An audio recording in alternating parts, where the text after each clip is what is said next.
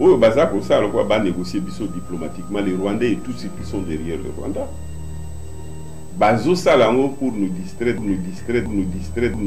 dans l'entretemps, ils sont chez eux. Il s'agit de rétablir la confiance entre nos deux pays, et surtout nos deux peuples. De part et d'autre, il y a eu en tout cas l'intention manifeste d'avancer et de mettre fin à cette crise, d'une confiance qui a malheureusement été rompue alors que, à mon sens, tout allait bien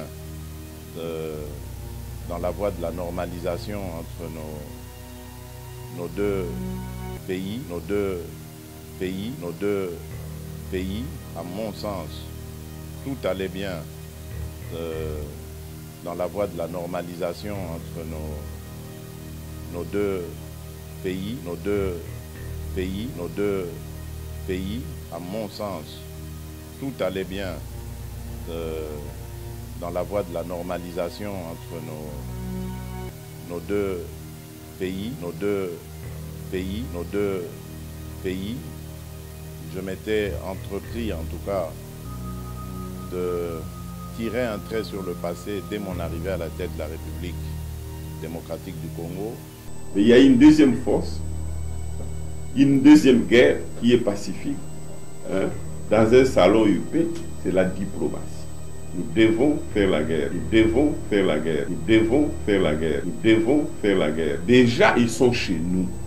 J'espère vraiment et j'attends de ce processus qu'il apporte le cessez-le-feu immédiat et le retrait de ce groupe du M23. Na base que j'espère que Tshisekedi comprend que Bissopé il faut tout distraire en négociant. Mais en préparant la guerre.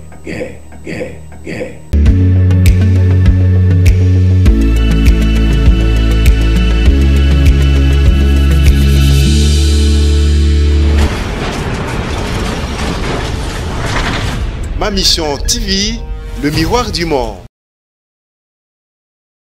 Être souverain, il combat aux andilo comme ça. Aux alanambongo, on a pays na yo moko l'État, c'est-à-dire finances publiques à malam. Aux en armée et grâce aux finances, vous avez un budget militaire. Ça c'est la force pour la défense. Mais il y a une deuxième force, une deuxième guerre qui est pacifique. Hein, dans un salon UP, c'est la diplomatie. Nous devons faire la guerre. Déjà, ils sont chez nous. Ils occupent nos terres. Nous devons les repousser dehors. Comme on n'a pas d'ambition hégémonique à concourir ma Bénin à Bango, moi j'avais dit qu'on ferait la guerre au Rwanda, on occuperait le Rwanda, s'ils continuent à nous y obliger. Mais sinon, on n'a pas besoin de leurs terres, nous les repoussons, nous faisons le mur. Mais pour les repousser, il faut un budget militaire. Ce que je peux dire aujourd'hui, au Baza pour ça, on va négocier diplomatiquement les Rwandais et tous ceux qui sont derrière le Rwanda. Bazo Salango pour nous distraire dans l'entretemps, ils sont chez eux. Bissopé, na base que j'espère que Tshisekedi comprend que Bissopé, il faut tout distraire en négociant. Mais en préparant la guerre. Une rencontre décisive qui devrait marquer un tournant dans le cycle infernal de violence qui meurtrit les populations de l'Est de la République démocratique du Congo. La tripartite de Luanda sur la situation sécuritaire à l'Est de la RDC s'est terminée ce mercredi soir par l'établissement d'une feuille de route sur le processus de pacification de la région Est de la RDC. Tout commence par une rencontre à trois entre les présidents Joao Lourenço, Félix Antoine Tshisekedi Tshilombo et Paul Kagame. Pas de communiqué final, mais un point de presse commun des trois présidents et une volonté commune affichée de faire baisser la tension entre les deux voisins. L'objectif central étant de restaurer la confiance perdue entre Kinshasa et Kigali par l'instauration d'un dialogue et d'une concertation permanente établie sous l'égide de la CIRGL et du processus de Nairobi dans le cadre de la Communauté d'Afrique de l'Est.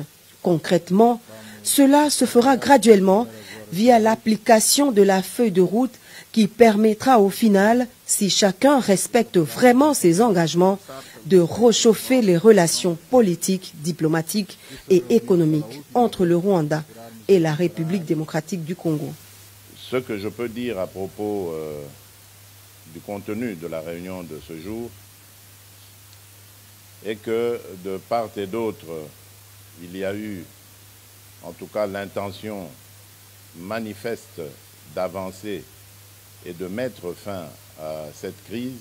Comme l'a dit le président Lorenzo, il s'agit de rétablir la confiance entre nos deux pays et surtout nos deux peuples.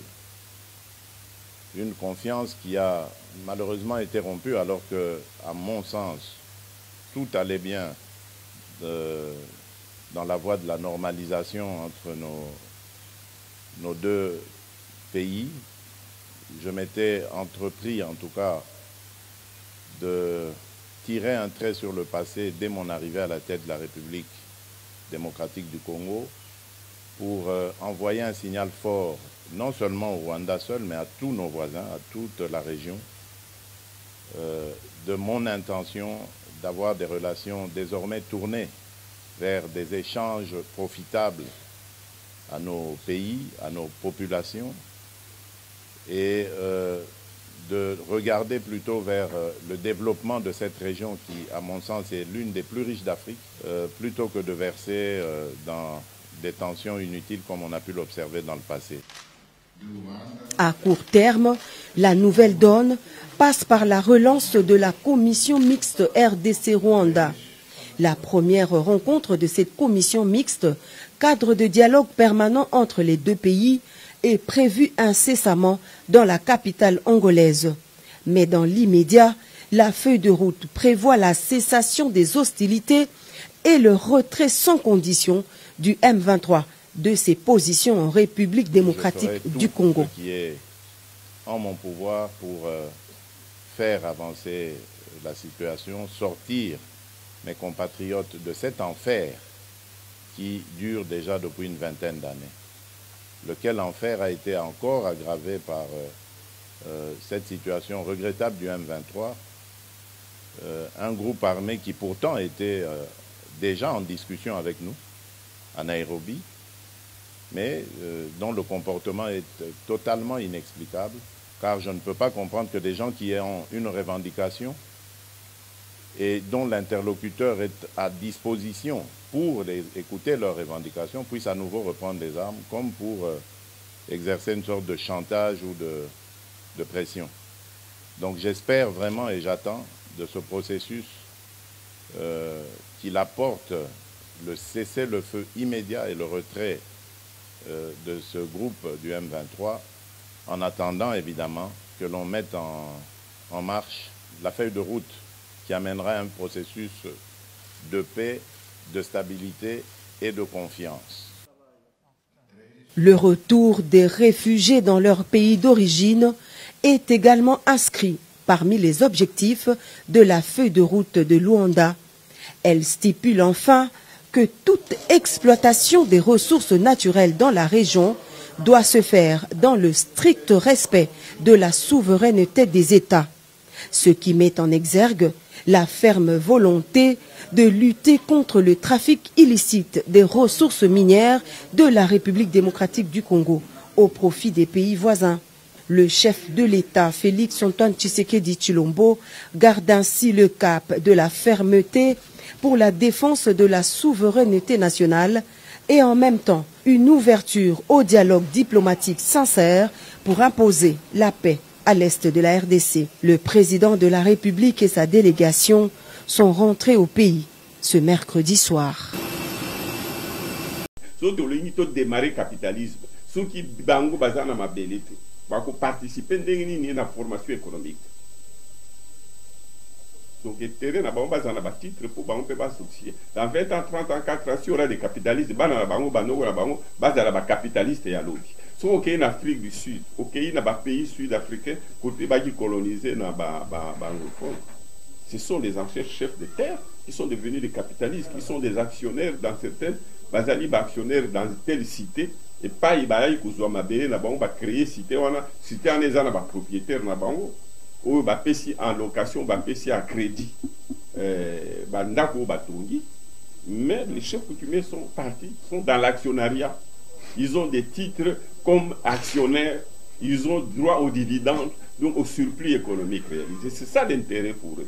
Pour l'avenir, déjà pour le présent et l'avenir, ils doivent participer à la formation de l'économie. Donc, nalingi lobby capitalisme et kozonga, babindele baroya, ba étranger baroya, biso moko. Il faut que ceux qui au départ n'ont pas d'argent financier mais qui ont des terres entrent en apportant leurs terres.